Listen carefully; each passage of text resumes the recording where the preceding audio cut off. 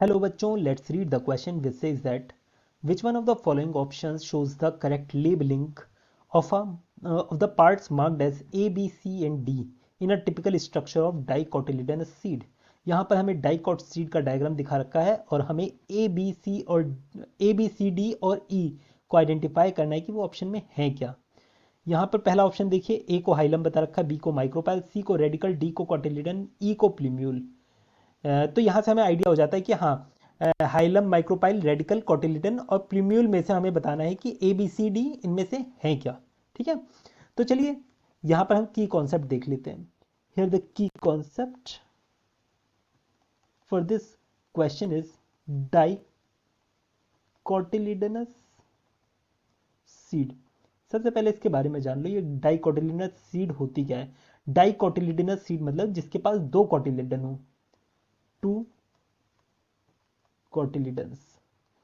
अब यहाँ पर डायग्राम देखिए, ये जो डायग्राम दिखा रखा है इसी डायग्राम को मैं यहाँ पर ड्रॉ कर देता हूँ ताकि आप लोगों को समझने में थोड़ी आसानी हो। यहाँ पर इस तरीके का आपको एक स्ट्रक्चर देखने को मिल रहा है।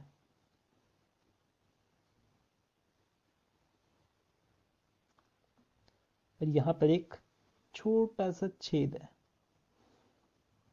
छोटा सा छेद है, इसे हम क्या बोलते हैं, इस छोटे से छेद को हम बोलेंगे माइक्रोपाइल।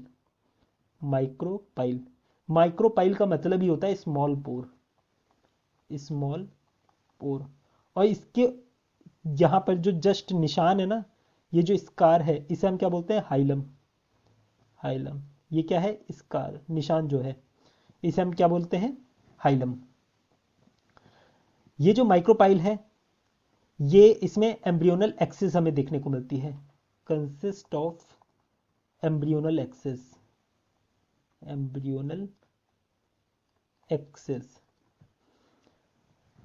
तो यहां से हम ए और बी को आइडेंटिफाई कर सकते हैं। ए हमारा स्कार है, बी हमारा छोटा सा छेद माइक्रोपाइल है।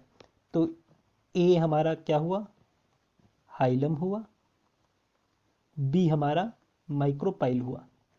अब आ जाइए दूसरे डायग्राम में जिसमें सीड को बीच में से खोलकर दिखा रखा है।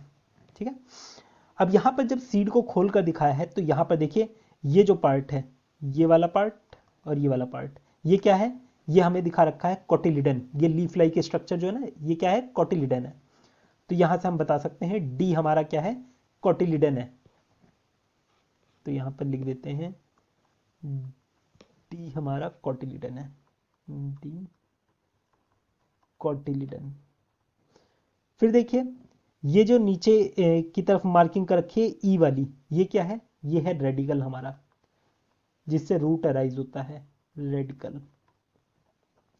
और वहीं सी क्या है, प्लूम्यूल, जिससे स्टेम अराइज होती है, प्लूम्यूल।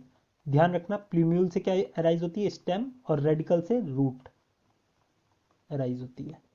बस यही हमें बताना था। तो देख लीजिए, सी डी ई मैच कर लीजिए। पहले सी क्या है हमारा, प्लूम्यूल है, तो ऑप्शन ए तो आपने ऐसे ही एलिमिनेट कर दिया। बी देखिए, सी प्लूम्यूल, डी कॉटिलिडन, ई रेडिकल। ठीक है, अब ए भी में मैच कर लीजिए। ए हमारा hilum, B micropyle, A hilum B micropyle, तो ऑप्शन बी इसका करेक्ट आंसर है, option B. I hope you understood it well, best of luck.